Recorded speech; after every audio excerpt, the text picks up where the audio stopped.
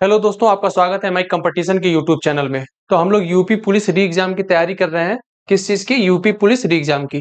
क्योंकि अभी हाल ही में जो यूपी पुलिस का एग्जाम हुआ था, वो किन्हीं कारणों बस लीक हो गया था पेपर, जो बड़ी मात्रा पे लीक हुआ था। उसके बाद जो है हमारा री एग्जाम होने की पूरी संभावना है, क्योंकि पेपर कैंसिल कर दिया गया और 50 लाख लड़कों का लगभग फॉर्म भरा जा चुका है। ठीक है, तो एग्जाम जो है लगभग जून या जुलाई के आसपास होने की पूरी संभावना है, क्योंकि हमारे देश में अभी लोकसभा का चुनाव होने वाला है।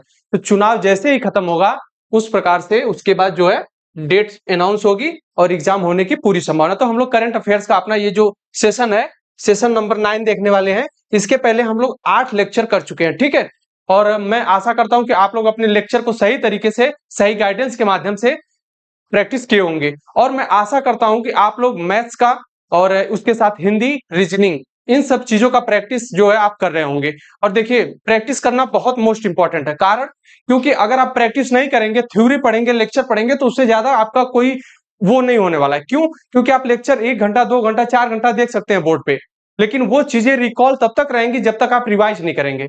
रिवाइज करिए, नोट डाउन करिए, और उससे रिलेटेड जितने भी टॉपिक हों, उन टॉपिक को एक बार सरसरी निगाह से देखने का प्रयास करिए बार बार। ये इंपॉर्टेंट है। चलिए, तो हम लोग इस सेशन को आगे बढ़ाते हैं और अपने पहले क्वेश्चन पर चलते हैं कि पहला क्वेश्चन जो है करंट अफेयर्स का क्या है।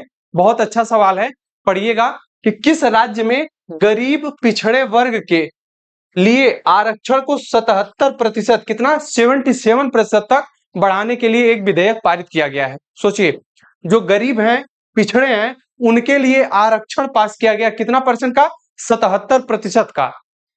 ठीक है, 100 में से 77% जो है ये आरक्षण पास किया गया है। ये किस राज्य के द्वारा पास किया गया है? तो ऑप्शन देखिए, क्या छत्तीसगढ़ के द्वारा, झारखंड के द्वारा, या मेघालय के द्वारा, या फिर आंध्र प्रदेश के द्वारा? बताइए, आपके पहले क्वेश्चन का आंसर क्या होगा? तो देखिए, ये जो बिल पास हुआ है 77% आरक्षण के लिए, तो ये पास किया गया झारखंड के द्वारा। किस राज्य के द्वारा? Jharkhand. Option number B is the correct हो जाएगा। कौन सा ऑप्शन सही होगा? बी। तो देखिए, झारखंड के बारे में थोड़ा सा आपको बता दें कि ये जो बिहार से टूट करके एक अलग राज्य बना। कब बना? सन 2000 में। एक चीज याद रखिएगा, 2000 में, सन 2000 में 3 राज्य जो थे टूट करके अलग अलग नया राज्य बना। पहले 1 नवंबर की डेट याद रखनी है। 1 नवंबर को मध्य प्रदेश से अलग हुआ छत्तीसगढ़। ठीक, याद रखना, 1 नवंबर सन 2000 को। और दूसरा 9 नवंबर सन 2000 को याद रखिएगा कि उत्तराखंड बना यूपी से अलग होकर के। और तीसरे नंबर पर अलग हुआ 15 नवंबर सन 2000 को बिहार से झारखंड। ठीक, तो ये वही झारखंड है जो अलग हुआ 15 नवंबर सन 2000 को। किससे अलग हुआ? तो बिहार से अलग हुआ। देखिए, बिहार की कहानी बहुत गरीब बिहार इसलिए रह गया, पिछड़ा इसलिए रह गया कि बिहार जो है उसका कई बार टुकड़ा हुआ है। 1 अप्रैल 1936 को भी एक बार टूटा था, फिर उसके पहले जो है बंगाल प्रेसिडेंसी से टूटा था, फिर इसी से टूट करके उड़ीसा बना था। तो आप समझ सकते हैं कि किसी भी जगह का या फिर कोई भी देश या कोई भी स्टेट ऐसा हो जो बार बार अगर खंडित होता है तो उसका विकास पे प्रभाव पड़ता है। तो उसी बिहार से अलग हुआ झारखंड। और कब अलग हुआ? तो 15 नवंबर सन 2000 को, याद रखिएगा। अब बताइए, ऑप्शन नंबर ए में छत्तीसगढ़ है, तो छत्तीसगढ़ की राजधानी क्या होगी? बताइए। और छत्तीसगढ़ किससे अलग हुआ मैं अभी बताया हूं, और किस तारीख को अलग हुआ ये भी बताया हूं। तो कमेंट बॉक्स में कमेंट करिए कि जो छत्तीसगढ़ है किस राज्य से अलग हुआ। तो देखिए, छत्तीसगढ़ जो है, इसकी राजधानी आपको बता दें तो छत्तीसगढ़ की राजधानी जो है वो है जयपुर। सॉरी, जयपुर नहीं, रायपुर है। ठीक है, याद रखिएगा, इसकी जो राजधानी है वो है छत्तीसगढ़ की रायपुर। कहाँ है? रायपुर। ठीक, और झारखंड की रांची, झारखंड की राजधानी जो है वो है रांची। ठीक है, और तीसरे नंबर पे देखा जाए तो है मेघालय, और मेघालय की राजधानी याद रखिएगा ये है इसकी शिलोंग। क्या? शिलोंग। ठीक है, लास्ट में बचता है आपका आंध्र प्रदेश। आंध्र प्रदेश के बारे में बता दें कि आंध्र प्रदेश एक बार टूटा। ठीक, 2 जून सन 2014 को आंध्र प्रदेश से टूट करके अलग हुआ। कौन सा राज्य बताइएगा? 28वें नंबर का वो राज्य है। कौन है? तो वो है आपका तेलंगाना। ठीक है, तो देखिए, जब तेलंगाना अलग हुआ था उस समय यह कहा गया कि तेलंगाना और आंध्र प्रदेश की राजधानी एक रहेगी, जिसका नाम है हैदराबाद। लेकिन 10 वर्ष के बाद आंध्र प्रदेश की राजधानी जो है अमरावती प्रस्तावित की जाती है। उस समय यह निर्णय लिया गया कि आंध्र प्रदेश की जो राजधानी रहेगी बाद में वो बनेगी अमरावती। क्या बनेगी दोस्तों? अमरावती। ठीक है, इतना याद रखिएगा। तो अभी 2023 में 10 वर्ष पूरे हुए हैं, अलग हुए उसको, आंध्र प्रदेश से तेलंगाना को। अब जो है अगर पूछा जाए कि आंध्र प्रदेश की राजधानी क्या है, तो अब हो गई है अमरावती। क्या? अमरावती। और हैदराबाद किसकी राजधानी है? तो हैदराबाद आपके तेलंगाना की राजधानी है। ठीक है, तो इस तरह से हमारा क्वेश्चन नंबर 1 का option number B is the correct हो जाएगा, झारखंड।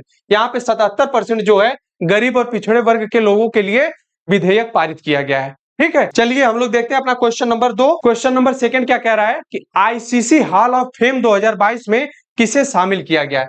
देखिए 2022 हमारा चल रहा है 2024। ये इंपॉर्टेंट इसलिए है कि ये जो इसमें से सेलेक्ट हुए हैं आईसीसी के हॉल ऑफ फेम में वो भारतीय हैं, तो ये इंपॉर्टेंट हो जाता है कि ये, क्योंकि एग्जाम जो है ये हमारा उत्तर प्रदेश से रिलेटेड है, यूपी पुलिस से रिलेटेड। ठीक है, और जब पुलिस से रिलेटेड है तो हमारे भारत का कोई भी अगर विदेशी या किसी भी बड़े संगठन में शामिल होता है तो वो करंट अफेयर्स में आने की पूरी संभावना रहती है। बताइए, आईसीसी हॉल ऑफ फेम का मतलब ये होता है कि आईसीसी जो काम करती है, मैं आपको बता चुका हूं कि आईसीसी क्या चीज है। ये अंतरराष्ट्रीय लेवल पर अंतरराष्ट्रीय संगठन एक है जो कि पूरे विश्व में मैच ऑर्गेनाइज करवाता है। क्या? मैच, कहीं पे भी मैच होता है। ठीक, मतलब क्रिकेट मैच। और आईसीसी के बारे में बताएं तो आईसीसी की जो स्थापना हुई है ये आपका हुआ है 1909 में। अब आप कमेंट बॉक्स में बताइए कि आईसीसी का हेडक्वार्टर कहां है। यह इंपॉर्टेंट चीज है क्योंकि हेडक्वार्टर से सवाल पूछा जाना संभावना है, क्योंकि अभी आपके 2024 में T20 वर्ल्ड कप भी होने वाला है अंडर 90 का, और वो भी कंडक्ट यही करवाता है आईसीसी। तो बताइए आईसीसी का जो हेडक्वार्टर है तो वो कहां है? आईसीसी का हेडक्वार्टर जो है वो आपके यूएई में है, यूएई के अबू धाबी में है। ठीक है, तो इस क्वेश्चन का ऑप्शन नंबर क्या सही होगा बताइएगा? राम नरेश सरवण, शिव नारायण चंद्रपाल, या डैरेन गंगा, या रिडले जैकब्स। बताइए क्वेश्चन नंबर 2 का ऑप्शन नंबर क्या सही होगा? तो इस क्वेश्चन का आईसीसी के हॉल ऑफ फेम 2022 में शामिल किया गया था शिव नारायण चंद्रपाल को। किसको? शिव नारायण चंद्रपाल, नाम याद रखिएगा। तो इस क्वेश्चन का option number B is the correct हो जाएगा। ठीक है दोस्तों, तो आप लोग इसी तरह से सभी प्रश्नों का एनालिसिस देखते रहिए और हर एक सवाल का टॉपिक के माध्यम से उसका रिवाइज करने का प्रयास करें। देखिए करंट अफेयर्स है, इसमें ज्यादा आपको कुछ करने की जरूरत नहीं, जरूरत ये चीज की है कि आपको डे बाय डे रिवाइज करते रहना। बस आप 10 मिनट 5 मिनट उस चीज को कवर करिए, देखिए सरसरी निगाह से देख करके एक बार हटा देंगे तो वो चीजें आपके दिमाग में रिकॉल बनी रहेगी। ठीक है, चलते हैं हम लोग अपने इस सेशन के अगले क्वेश्चन पे। तो क्वेश्चन नंबर 3 हमारा क्या है, पढ़िएगा ध्यानपूर्वक, कि किस राज्य ने राज्य पुलिसकर्मी, देखिए उस राज्य के पुलिसकर्मी के प्रशिक्षण के लिए, प्रशिक्षण का मतलब जानते क्या होता है? सिखाना, कोई चीज के बारे में जानकारी देना। ठीक, तो जो प्रशिक्षण के लिए सेवानिवृत्त सेना के दिग्गज, अब सेवानिवृत्त का मतलब ये होता है जैसे मैं मान लीजिए टीचर बन गया आज, गवर्नमेंट टीचर, और मैं अपनी उम्र के 60 साल के बाद या जो भी क्राइटेरिया है उसके बाद मैं रिटायर हो जाऊंगा। ठीक, उसी तरह से सेना में जो है सेवानिवृत्त मतलब जो सेना में अधिकारी रैंक के लोग हैं, कर्नल हैं, डीआईजी हैं, तमाम डीजीपी साहब हैं, इन लोगों के रैंक जब इनका कार्यकाल समाप्त होता है, जब कार्यकाल इनका समाप्त हो जाएगा तो इनके लिए अब बताइए क्या काम बचेगा? कुछ भी नहीं बचेगा। इसलिए ये किया गया है कि राज्य पुलिसकर्मी के प्रशिक्षण के लिए सेवानिवृत्त सेना के दिग्गजों को शामिल करने के प्रस्ताव को मंजूरी दे दी है। अब भैया सेना के बड़े बड़े अधिकारी जो हैं वो रिटायर होने के बाद इस राज्य में काम करेंगे और पुलिस को संरक्षण देंगे, उनको गाइडेंस देंगे, किस प्रकार से सिविलियन के साथ आपको कोऑपरेट करना है, किस प्रकार से हमारी राज्य की जनसंख्या को, जनता को कंट्रोल करना है। ठीक है, तो कौन किया है? क्या उत्तर प्रदेश, मेघालय, असम या फिर अरुणाचल प्रदेश? बताइए क्वेश्चन नंबर 3 का आंसर क्या सही होगा? ऑप्शन ए, बी, सी या डी? तो क्वेश्चन नंबर 3 का आपका option number C is the correct हो जाएगा, क्योंकि जो असम है, असम ने ही पुलिसकर्मियों के लिए प्रशिक्षण के लिए सेवानिवृत्त सेना के दिग्गज को शामिल करने का निर्णय लिया है। उस प्रस्ताव को मंजूरी दी है किसने? असम की सरकार ने। ठीक है, चलिए अगले क्वेश्चन पर चलते हैं हम लोग। उससे पहले उत्तर प्रदेश के बारे में थोड़ा सा देख लेते हैं कि उत्तर प्रदेश में लोकसभा की सीट कितनी है। ये आपका काम है, लोकसभा की सीट कितनी है इसके बारे में आप कमेंट बॉक्स में बताइए। और उत्तर प्रदेश की राजधानी क्या है, और उत्तर प्रदेश का जो राजकीय चिन्ह है उसमें क्या क्या चीजें हैं। ठीक, उसके बाद मेघालय के बारे में अभी मैं पहले क्वेश्चन में बता चुका हूं। असम की जो राजधानी है वो है आपकी दिसपुर। क्या है असम की राजधानी? असम की राजधानी है दिसपुर। ठीक, इसी असम में एक नदी बहती है जो तिब्बत के मानसरोवर से निकल करके आती है, जिसका नाम ब्रह्मपुत्र है। इस असम में ही उसको ब्रह्मपुत्र से नाम से जाना जाता है। उसके पहले वो अरुणाचल प्रदेश में जाती है, अरुणाचल प्रदेश में दिहांग नाम से जानी जाती है। ठीक है, इस क्वेश्चन का option number C is the correct हो जाएगा। अगले सवाल पर चलते हैं हम लोग। क्वेश्चन नंबर 4 क्या कह रहा है? अरुणा मिलर, ये नाम है एक लोगों का। अरुणा मिलर किस अमेरिकी राज्य के उपराज्यपाल का पद संभालने वाली पहली भारतीय अमेरिकी बन गई हैं? भारतीय अमेरिकी का क्या मतलब है? देखिए, वो तो है भारतीय मूल की, मतलब उनके माता पिता में से कोई एक भारतीय है, इसलिए वो भारतीय मूल की हैं, लेकिन उनकी सिटीजनशिप है, जो नागरिकता है वो है अमेरिका की, इसलिए वह भारतीय अमेरिकी हैं। जो जिनका नाम अरुणा मिलर है, वह अमेरिका के राज्य के उपराज्यपाल के तौर पर नामित हुई हैं। बताइए, तो वो किस देश में हुई हैं? मैरीलैंड, जॉर्जिया, फ्लोरिडा या अलास्का? ये अमेरिका के क्या है? राज्य हैं। तो मैरीलैंड में या जॉर्जिया में या फ्लोरिडा में या फिर अलास्का में? बताइए इसका ऑप्शन नंबर क्या सही होगा? क्वेश्चन नंबर 4 का ऑप्शन क्या सही होगा? तो जो अरुणा मिलर है वो मैरीलैंड की उपराज्यपाल नियुक्त हुई हैं। कौन से राज्य की? मैरीलैंड राज्य की। तो option number A is the correct हो जाएगा। ठीक है, चलते हैं हम लोग अपना अगला सवाल देखते हैं। नेक्स्ट क्वेश्चन क्या कह रहा है? Question number 6, ISRO. देखिए, सबसे पहले आपको बता दें कि इसरो ये है भारत की स्पेस एजेंसी। इसी के माध्यम से हमारे यहाँ सैटेलाइट लॉन्च किया जाता है, उपग्रह लॉन्च किया जाता है। कोई मिशन होता है, गगनयान 3 देखिए अभी लॉन्च होने वाला है, उसके पहले चंद्रयान 1, चंद्रयान 2, चंद्रयान 3 जो भी लॉन्च हुआ है सब इसरो के ही देखरेख में लॉन्च होता है। अच्छा, उसमें जो उपकरण तैयार होते हैं वो डीआरडीओ तैयार करता है, डीआरडीओ। ठीक है, तो जो इसरो है ये जो है क्या करता है? सैटेलाइट लॉन्च करता है। यही पूछ रहा है कि इसरो किस देश के सहयोग से मून के शैडो साइड पर खोज करने की योजना बना रहा है। मून की शैडो साइड का मतलब देखिए, ये हमारा चंद्रमा है। आप अगर चंद्रमा को देखे होंगे, मून को एक जगह पे उसको आपको जैसे लगता है छाया टाइप का है, वहां पे अंधकार टाइप लगता है। उसी की खोज के लिए, उसके बारे में रिसर्च करने के लिए जो भारत की अंतरिक्ष एजेंसी है इसरो, इसने किस देश के साथ मिलकर के वहां पे रिसर्च करने का निर्णय लिया है? तो बताइए, क्या रूस के साथ लिया है, या फिर संयुक्त राज्य अमेरिका के साथ, या जापान के साथ, या फिर फ्रांस के साथ? बताइए क्वेश्चन नंबर 6 का ऑप्शन क्या सही होगा? तो जो इसरो है यह आपके जापान देश के साथ मिल करके चंद्रमा के शैडो पर जो है साइड पर खोज करने का योजना बनाया है। ठीक, अब देखिए, संयुक्त राज्य अमेरिका के बारे में थोड़ा सा देख ले जाए तो इसको बोला जाता है USA, United state of America. क्यों बोला जाता है यूनाइटेड स्टेट? क्योंकि इसमें अलग अलग राज्य हैं, अलग अलग राज्य करके इसमें 50 राज्य हैं। ठीक है, और इसकी जो राजधानी है वो आपके वाशिंगटन डीसी में है। ठीक है, और जापान की बात किया जाए तो जापान, उसके बाद फ्रांस। फ्रांस की राजधानी क्या है बताइए? फ्रांस की जो राजधानी है वो है पेरिस। ठीक, चलिए अगले क्वेश्चन पर चलते हैं। रूस की जो राजधानी है वो है मॉस्को। तो इस क्वेश्चन से इतने सवाल आपको मिल गए। एक क्वेश्चन से कम 4 से 5 सवाल आपको मिल रहा है। ठीक है, हम लोग अपने अगले सवाल पर चलते हैं कि अगला सवाल जो हमारा है वो क्या है। इसको ध्यानपूर्वक पढ़िएगा कि किस देश ने विश्व की सबसे लंबी यात्री ट्रेन का संचालन किया है?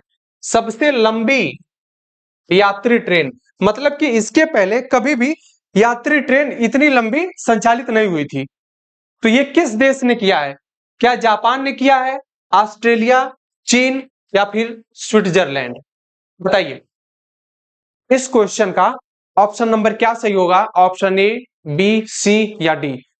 सवाल ये पूछ रहा है कि किस देश ने विश्व की सबसे लंबी यात्री ट्रेन संचालित किया है? तो ये किया गया स्विट्जरलैंड के द्वारा। किसके? स्विट्जरलैंड। तो option number D is the correct हो जाएगा। ठीक, अब देखिए ऑस्ट्रेलिया की राजधानी कहां है? कैनबरा। कहां है ऑस्ट्रेलिया की राजधानी? कैनबरा, याद रखिएगा। ठीक, और चीन की राजधानी जो है वो है बीजिंग। जापान की राजधानी आप लोगों को कमेंट बॉक्स में कमेंट करना है कि जापान की राजधानी कहां है। ठीक है, तो देखिए इस क्वेश्चन का option number D is the correct हो जाएगा। हम लोग अपने अगले सवाल पर चलते हैं। क्वेश्चन नंबर 9 क्या कह रहा है? भारत की प्रमुख एडटेक बायजू ने, एडटेक नहीं एजुटेक होगा, ये थोड़ा सा मिस टाइप हो गया है, एजुटेक बायजू ने किसे education for all, education for all मतलब सबके लिए शिक्षा, एजुकेशन फॉर ऑल पहल का ग्लोबल एम्बेसडर नियुक्त किया है। ग्लोबल का मतलब समझते हैं? वर्ल्ड स्तर पर, पूरे विश्व लेवल पर। ठीक, जो चीजें वर्ल्ड स्तर पर होती है उसको ग्लोबल बोला जाता है। ठीक, तो ग्लोबल एम्बेसडर किसे नियुक्त किया गया है? एजुकेशन फॉर ऑल के तहत। किसके द्वारा? जो बायजू ऐप है, जो बायजू एक संस्था है बच्चों के लिए पढ़ाने का कार्य करती है, उसके द्वारा किसको ग्लोबल एम्बेसडर नियुक्त किया गया है? क्या बराक ओबामा को किया गया है, रोजर फेडरर को किया गया है, लियोनेस मेसी को किया गया है, या फिर विराट कोहली को किया गया है? बताइए क्वेश्चन नंबर 9 का ऑप्शन नंबर क्या सही होगा? जो क्वेश्चन नंबर 9 है इसका आपका ऑप्शन नंबर ये सही होगा, लियोनेस मेसी वाला। Option number C is the correct हो जाएगा। क्यों लियोनेस मेसी सही होगा? क्योंकि लियोनेस मेसी को ही एजुकेशन फॉर ऑल मतलब सबके लिए शिक्षा जो है बायजू के द्वारा इनको ग्लोबल एम्बेसडर नियुक्त किया गया है। किसको? लियोनेस मेसी को। अगला सवाल देखते हैं हम लोग। क्वेश्चन नंबर 10 क्या कह रहा है? बहुत अच्छा सवाल है, G20 से रिलेटेड सवाल है। आपको पता होगा कि अभी G20 जो है कोरोना से महामारी के लिए 1.4 बिलियन डॉलर खर्च करने का निर्णय लिया है। आगे अगर कोई महामारी आती है जैसे कोरोना आया था उस प्रकार से अगर कोई महामारी आती है तो उससे निपटने के लिए G20 ने कितने बिलियन डॉलर का इन्वेस्ट किया है? तो 1.4 बिलियन का। याद रखिएगा ये इंपॉर्टेंट क्वेश्चन है। ठीक है, अब सवाल क्या पूछ रहा है क्वेश्चन नंबर 10 कि 2023 में भारत के G20 प्रेसिडेंसी की थीम क्या है?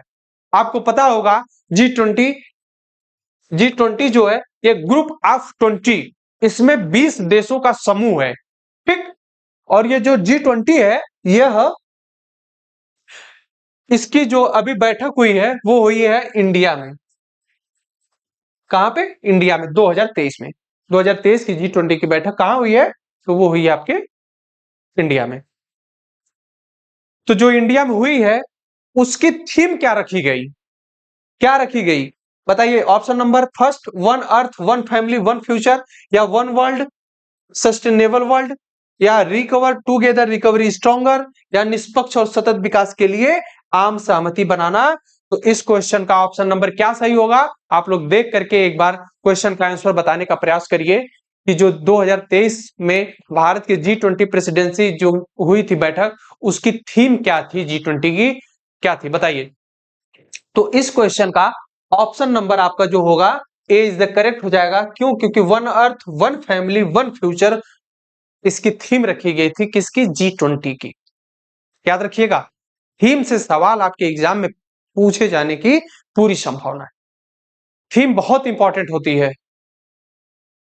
अभी जल दिवस पर water for piece, water for piece ये किसकी थीम है? ये है आपका जल दिवस पर। और जल दिवस था कब? तो जल दिवस आपका था 22 मार्च को। ये चीज याद रखिएगा। ठीक है दोस्तों, इस क्वेश्चन का option number A is the correct हो जाएगा। अब हम चलते हैं अपने इस सेशन के अगले सवाल पर। हमारा नेक्स्ट क्वेश्चन क्या कह रहा है? State of the global climate 2022 report किसके द्वारा जारी की गई है? देखिए ये तो बहुत पुराना करंट अफेयर है, इसको पढ़ने का कोई मतलब नहीं है, ठीक है। बाकी इसका जो है विश्व मौसम विज्ञान संगठन जो है इसने लॉन्च किया था रिपोर्ट जो है। और state of the global climate जो होता है ना, इसकी हर साल रिपोर्ट जारी करता है यही विश्व मौसम विज्ञान संगठन। विश्व मौसम विज्ञान संगठन जो है हर वर्ष state of the global climate की रिपोर्ट प्रस्तुत करता है, ठीक है दोस्तों। तो ये 2022 का है, आपका 2024 चल रहा है, तो ये इतना इंपॉर्टेंट करंट अफेयर्स नहीं है। बाकी देख लेते हैं कि जो, हाँ ये है कि ये पूछा जा सकता है कि 2023 में किसने रिपोर्ट जारी किया या 2024 में किसने रिपोर्ट जारी किया state of the global climate की।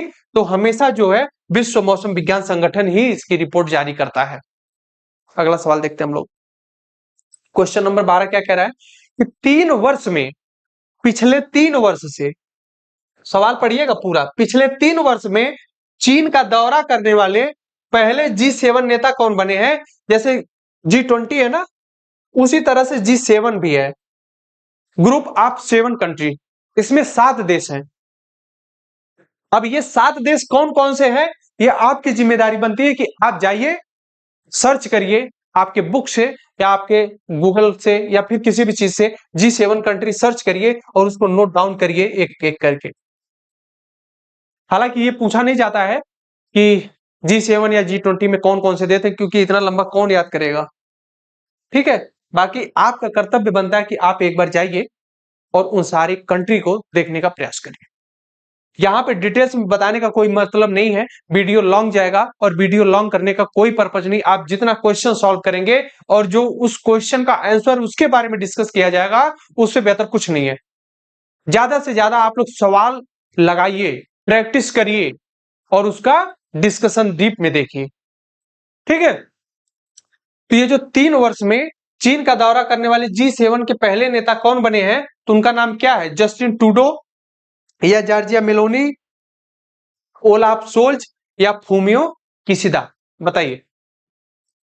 क्वेश्चन नंबर 12 का आपका आंसर सही हो जाएगा सी। क्यों? जो ओलाफ सोल्ज है ये G7 की एक नेता है, यह 3 वर्ष में चीन का दौरा करने वाले पहले G7 नेता बने हैं, ठीक है। अगला सवाल देखते हैं हम लोग। क्वेश्चन नंबर 13 क्या कह रहे हैं? किस पैरामिलिट्री फोर्स में पहली बार 2 महिला अधिकारियों को आईजी रैंक, कौन सी रैंक? आईजी, आईजी रैंक पदोन्नत किया गया है, मतलब आईजी रैंक दिया गया पहली बार। देखिए आपको, आप लोग अगर सही तरीके से देख रहे होंगे प्रैक्टिस सेट को, चाहे मेरा जीके जीएस का प्रैक्टिस हो या फिर करंट अफेयर्स का प्रैक्टिस हो, तो आप जरूर देखते होंगे कि वोमेन यानी महिला से एक सवाल जरूर आ रहा है।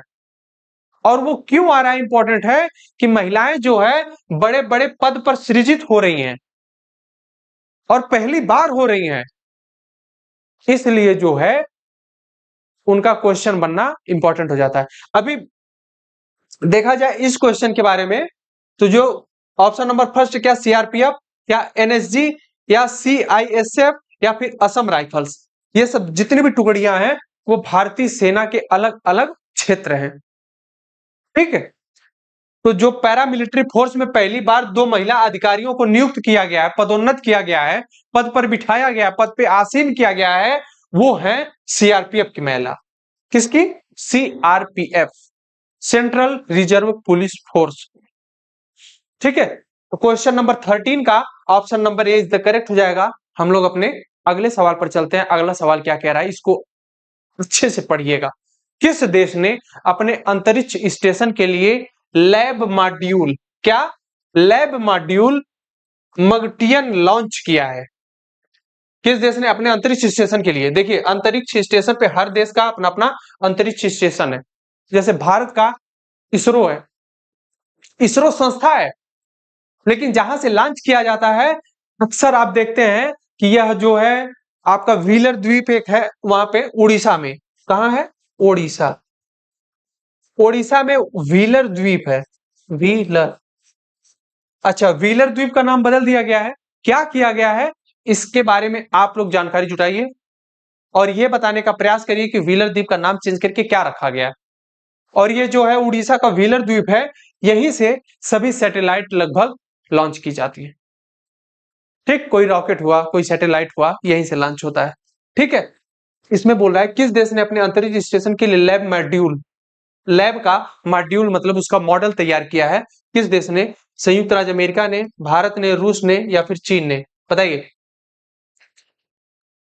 तो इस क्वेश्चन का आपका जो है डी ऑप्शन सही हो जाएगा, क्योंकि जो चीन है इसने अपने देश के लिए लैब मॉड्यूल मकटियन लॉन्च किया है। नाम याद रखिएगा इसका, मगटियन। ठीक है, अगला सवाल देखते हैं हम लोग। क्वेश्चन नंबर 15 क्या कह रहा है? हाल ही में किस सोशल मीडिया प्लेटफॉर्म ने वेरीफाइड अकाउंट्स के लिए शुल्क की घोषणा की है? शुल्क का मतलब होता है फीस। अब तक जो ये प्लेटफॉर्म था वो फ्री था। आप उस प्लेटफॉर्म को गूगल प्ले स्टोर से लोड करके आप उसमें लॉगिन होकर के आप अपना उसको यूज कर सकते थे फ्री में। चैट करना, कमेंट करना, वीडियो अपलोड करना, ये सब चीजें आप फ्री में कर सकते थे। लेकिन अब क्या है, अब चार्ज लगा रहा है। ये सब करने के लिए पैसा देना पड़ेगा आपको। तो वो क्या है? क्या ट्विटर है, फेसबुक है, इंस्टाग्राम है या व्हाट्सएप है? बताइए। सोशल मीडिया प्लेटफॉर्म ने वेरीफाइड अकाउंट्स के लिए शुल्क की घोषणा की है, तो वो किया गया ट्विटर के द्वारा। Option number A is the correct हो जाएगा। जो ट्विटर है, ट्विटर का जो सीईओ है वो है एलन मस्क। क्यों? क्योंकि ट्विटर का अधिग्रहण इन्होंने अभी हाल ही में कर लिया, और ट्विटर का अधिग्रहण करके इसके नाम में चेंजिंग किया है। ये ट्विटर जो है इस तरह से बन के आता था, यहाँ पे टी लिख करके, अब वो हट करके एक्स हो गया है। ट्विटर का नाम बदल करके क्या कर दिया गया? एक्स। किसके द्वारा? एलन मस्क के द्वारा। ठीक, तो इस क्वेश्चन का option number A is the correct हो जाएगा।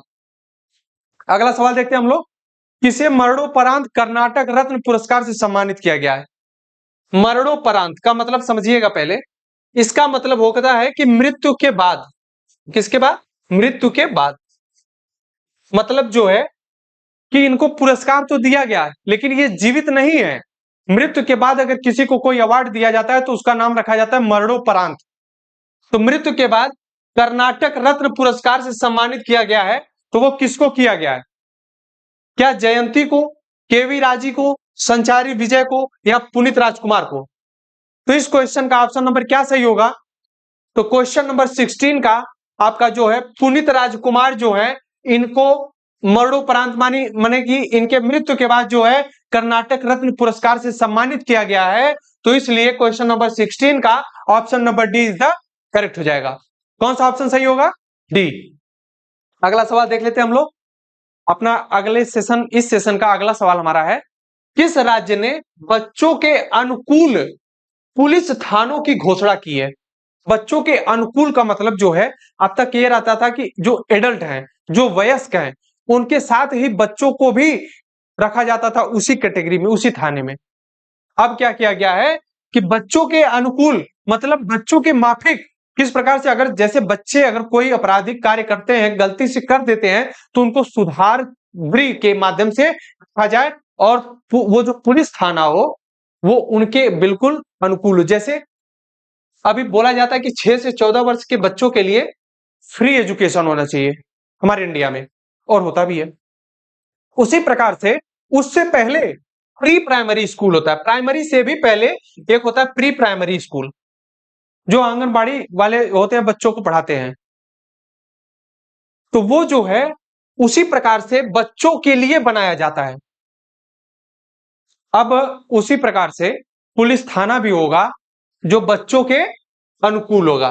तो इस क्वेश्चन का ऑप्शन नंबर क्या सही होगा? तो सी इज द करेक्ट हो जाएगा, उड़ीसा। उड़ीसा राज्य में बच्चों के अनुकूल पुलिस थाने की घोषणा की गई है। ठीक, उड़ीसा, ये ऑप्शन सही हो जाएगा। क्वेश्चन नंबर 18 देखते हैं।